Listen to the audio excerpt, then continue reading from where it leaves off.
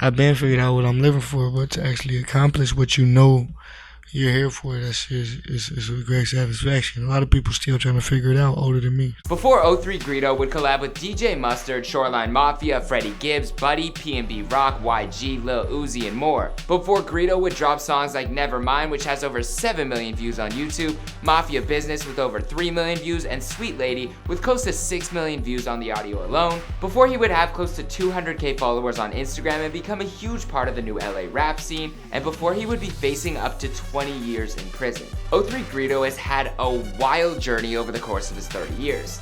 Everything bad that could possibly happen in someone's life, Greedo has experienced. From losing his father when he was just a toddler, to his good friend being murdered. He's been shot, kidnapped by bounty hunters, and at one point he was even homeless eating out of garbage cans. Greedo has suffered a lot of trauma, but he is able to take that pain and turn it into something beautiful through his music. Currently, he's serving a sentence where he could face up to 20 years in prison, but he's still flooding the market with music, dropping the album Still Summer in the projects with DJ Mustard, and his legacy isn't done. He wants to be one of the greats. Can you guess which legendary artist he wants to be one day compared to? Stick around until the end of the video to find out the answer to.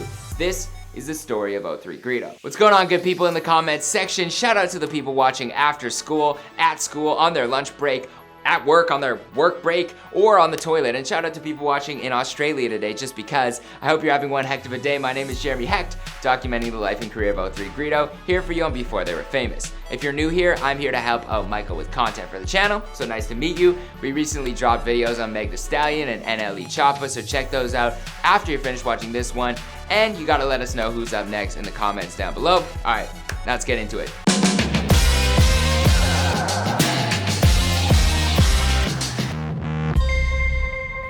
Be sure to subscribe and hit that bell. Boom! Song Love, Gritty, fresh out, ballin' video. We finna get it. 03 Greedo was born Jason Jamal Jackson on July 26, 1987 in Los Angeles, California, to parents Michael and Lisa Jackson.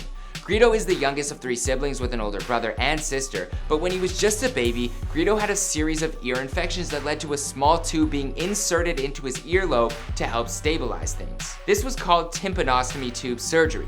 The surgery left him with a fake eardrum, making him partially deaf. He cites this surgery as the reason for his voice being so nasally. But when Greedo was only a year old, his father was tragically killed in a motorcycle accident. And after his father's passing, growing up in Watts, LA didn't get much easier. He described where he grew up to Complex as, "I was born in Los Angeles Hospital, but I'm from Watts, LA. It's more like the culture that you see in movies like Boys in the Hood, but I'm the guy from where they shot Menace to Society." Welcome to Watts. This is what it is.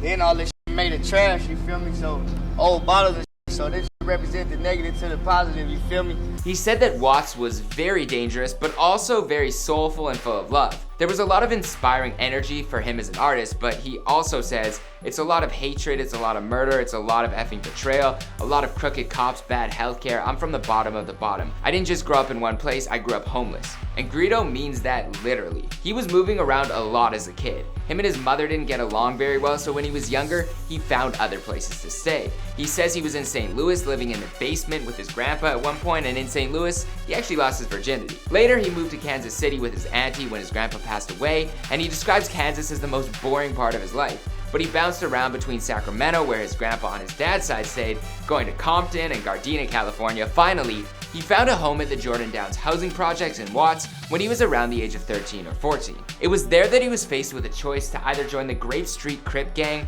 or face further consequences, so he chose the former. In school, Greedo was a class clown, telling LA Weekly that he had hard times, but was always the most popular kid in school. But he was also constantly getting into trouble, bringing guns to school, going through other kids' lockers, and getting into fights.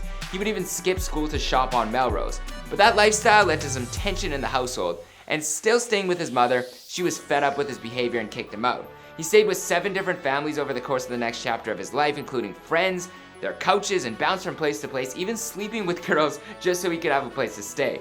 At one point he was actually homeless, sleeping on subway stops and saying, like, eat out of trash can homeless, like sleep on a park bench homeless. But all of that bouncing around inspired his perspective on life and allowed him to create a diverse collective of music. Before music though, he actually wanted to be an actor. The day I was supposed to go to the last little thing to be Nikki on Fresh Prince of Bel-Air, my mama was like, nah, cause I don't want that life for you, which is cool, cause that shit would've ruined my rap career. Like, Greedo began rapping in the 7th grade, being inspired by battle rap and artists like Lil Wayne and the Hot Boys, Lloyd Banks, Fabulous, Boosie later on, and Pharrell as a producer. But he would also listen to Stevie Wonder, so he had some diverse influences musically too. His first ever rap CD was Nelly's Country Grammar, which his mom later confiscated from him before he turned to LimeWire. And Nipsey Hussle was a huge inspiration for Greedo, calling him a musical mentor a few years back. He identifies with Nipsey's journey, telling Complex, I was supposed to come out when I was 12. I was supposed to come out when Bow Wow came out. I saw Nip say that same stuff. He thought when he was a kid he was coming out. But the only difference between me and a lot of other rappers is that they stay rappers, and I wanted to be a rock and roll guy at some point. I wanted to have a band like Blink-182 or something. Remember Gym Class Heroes? They were kind of short-lived. Shout out to Travis McCoy.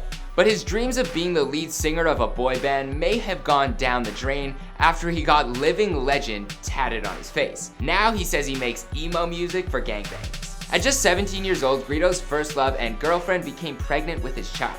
In order to support the family, he worked jobs at Robinson's Maze, Fry's Electronics, and Best Buy and started selling his beats that he was producing at the time. Here is a video of him producing his first ever beat. Keep it all in the family. Got the studio at Dust's house. That's gonna be the boom boom room too. You hear me? After the two both turned 18, their first child was born, but unfortunately, the money wasn't enough and Greedo turned to hustling to make some extra cash. But that lifestyle caught up with him, and in 2009, he served 10 months of a year-long sentence. But when he got out, he began taking music more seriously. The first studio that he recorded at was at his friend Lil Chris's house. And before going back to jail again, he released 6 self-produced mixtapes under his original rap name, which was Greedy Giddy, including the Bipolar series Everybody Weak and Money Powder Regrets. He would upload his early work to DatPiff, YouTube, and Tumblr. I actually found his old YouTube page, and it only has 905 subscribers, and videos range from 400 to a few thousand views, including this freestyle over Drake's Started From the Bottom beat. And his DatPiff page didn't have many plays either, but he kept pumping out mixtapes. His name was later changed to Greedo by people in the projects. My dad died when he was 30 and I was 1. I wanted to make a negative to a positive, and the street that I'm from is 103rd and Grape Street. But in 2013, he served 2 years in state prison. Due to his ADHD, while in his cell, he would pace back and forth and write down song lyrics, claiming to have written thousands of songs. And based on his current output, I honestly don't doubt that. He also read a lot and expanded his mind. Then he started releasing his music to SoundCloud in 2014, and that's when he met his manager Runch, who told Greedo that he wanted him to prove how serious he was about making music. A year later, Greedo went back to Runch and showed him some of his new songs. It was unbelievable, like you couldn't deny him. Once I heard the music, I was like, I gotta get this dude in a real studio. You know, he was recording in the projects.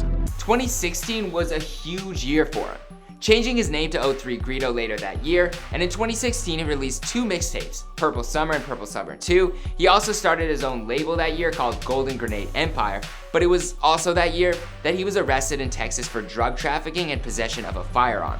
According to reports, police opened his trunk after smelling weed and found harder drugs and 2 stolen weapons. Originally, Greedo was facing an absurd 300 years for the charges, which eventually got brought down to 20 years. It was in 2017 that things started turning around for Greedo when he was discovered by Todd Moskowitz, who signed him to a $1 million deal with Alamo Records. Before he got signed, he said he already had 6 projects lined up and ready to go. He released The Wolf of Grape Street, God Level, and Money Changes Everything, which was 33 songs dedicated to his friend Lil Money, who was tragically murdered. Lil Money was extremely close to Greedo and still inspires a lot of what Greedo hopes to do with his music. Rest in peace. You dig that? You feel me? Long live Lil Money. His candles fucked up. I gotta give Cuz some new candles and balloons though. Greedo himself was involved in a shooting, having his tibia shattered by a bullet. Doctors told him that he would need to get his leg amputated, but he said, no, I'm okay without. Bold move, but the tibia was replaced with a metal rod and he seemed to be okay. While he was recovering in the hospital, he was recording and making beats on his laptop using Fruity Loops. But the troubles didn't stop there. After releasing Purple Summer 03, according to a Noisy article, he was captured by bounty hunters and taken to the city of Amarillo, where he had handcuffs on his wrists and ankles in the back of a van for 6 days straight, having to pee in a bottle. And while he was healing from his leg wound, guy can't catch a break.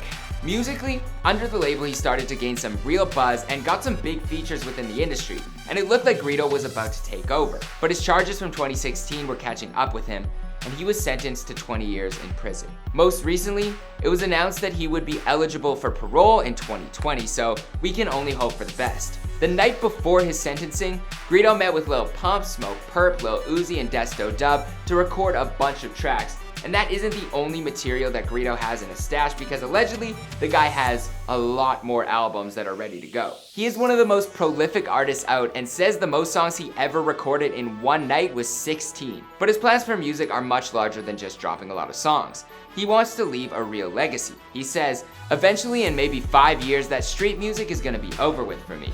As far as for my projects, I'll kill it for features, I always will. But what I have to do is larger, like Elvis or Frank Sinatra or Michael Jackson.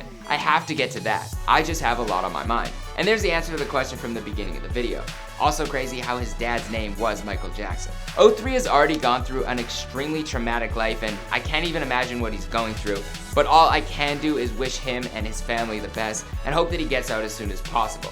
I'm looking forward to hearing more of the many albums that he has done. But as for the rest of the story, well, you know it because this is before they were famous. As always, let us know who to cover next in the comments down below, or you can hit me up on Instagram at Jeremy_Hecht. Dream good, live better. I hope you have one heck of a day, and I'll see you in the next video.